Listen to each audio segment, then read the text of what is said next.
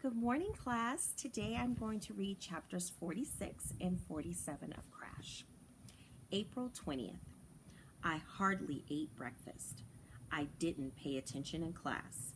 I kept thinking of the race-off today and the relays Friday. The 4x100 meter relay means 4 runners each run 100 meters. Each runner passes the baton to the next runner. The baton looks like a foot-long pipe, but it's light.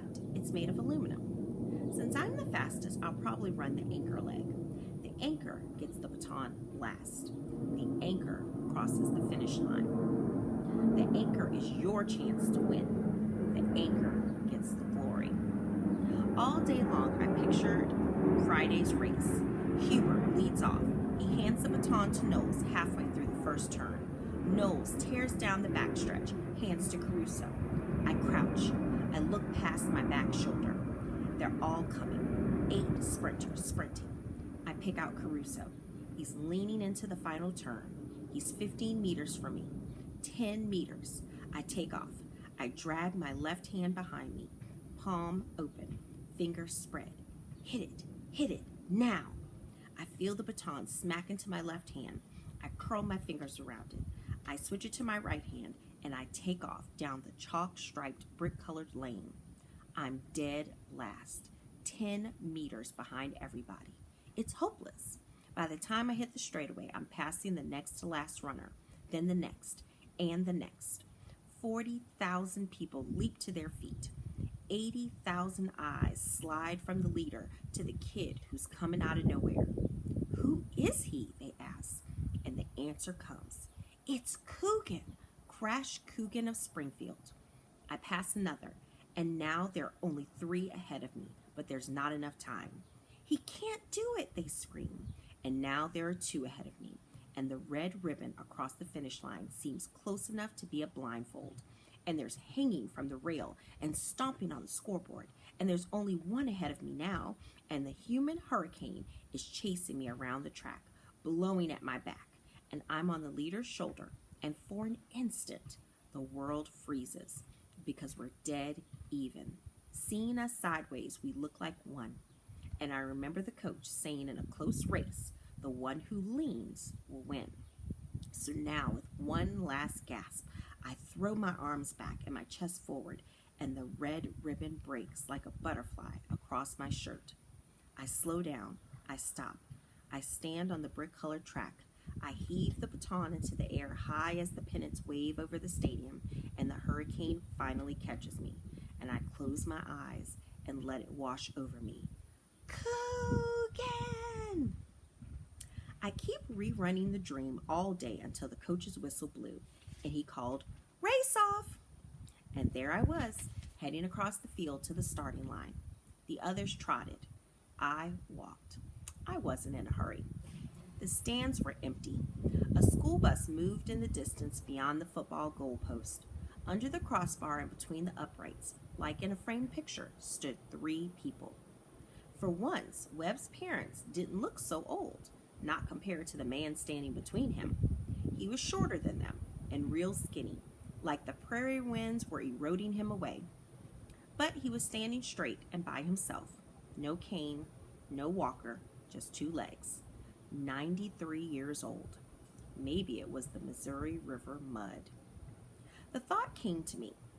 They would have liked each other, Scooter and Henry Wilhide Webb III. 2 storytellers, both from the great flat open spaces, one of prairie grass, one of water. Both came to watch when no one else was there. Why exactly was he here? Did he know about me? Did he know his great-grandson could not win the race-off, and so he would not run in the Penn relays? I wondered if Webb felt safe in his great-grandfather's bed. The cinder track crunched under my feet. There were 5 of us in the race. Me, Webb, 2 other 7th graders, and a 6th grader. The coach put us in lanes. Me and Webb were side by side. Again, he hadn't said a word to me all day. We milled around behind the starting blocks, nervous, shaking out our arms and legs. Everything was quiet, as if the coach had already said, "Ready." The other team members, jumpers, throwers, distance runners, had all stopped their practicing to watch. A single hawk, its wingtips spread like black fingers, kited over the school, and suddenly I saw something. A gift. A gift for a great-grandfather from North Dakota. Maybe for all great-grandfathers. But the thing was, only one person could give the gift, and it wasn't the great-grandson, not on his fastest day alive. It was me. I hated it being me. I tried not to see, but everywhere I looked, there it was, the gift. "Let's go, boys," said the coach. A voice closer to me said, "Good luck."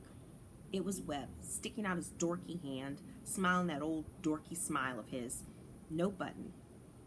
I shook his hand, and it occurred to me that because he was always eating my dust, the dumb fish cake had never won a real race, and probably didn't know how. And now there wasn't time. "Don't forget to lean," I told him. His face went blank. The coach called, "Ready!" I got down, feet in the blocks, right knee on the track, thumbs and forefingers on the chalk, eyes straight down. And right then, for the first time in my life, I didn't know if I wanted to win. "Set!" Knee up, rear up, eyes up. The coach said the most important thing here is to focus your mind. You are a coiled steel spring ready to dart out at the sound of the gun. So what comes into my head? Ollie, the one-armed octopus. He didn't disappear until the gun went off. I was behind. Not only Webb, but everybody.